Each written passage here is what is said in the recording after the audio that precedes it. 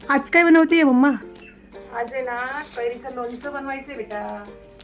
त्यासाठी काय काय साहित्य लागतंय? त्यासाठी हे बघ, लसूण, लाल तिखट, हळदी पावडर, बडीशोप, लोणचे मसाला, तेजपत्ता आणि लवंगा, मिरे आणि मोहरी, इथं जाड मीठ, गूळ आणि तेल. हे आपण सगळे गरम मसाले घेतलेले होते ना, ते बारीक करून घेतले सगळे. तेजपत्ता, लवंगा, मिरे, बडीशोप, दालचिनी आणि ही मोहरी.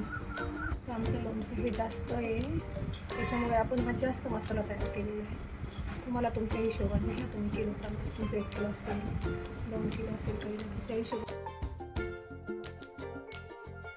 थंड करून घेतलेलं तेल आहे, हे आपण मसाल्यात टाकलेलं आहे. वा वा वा, अतिशय सुंदर दिसत.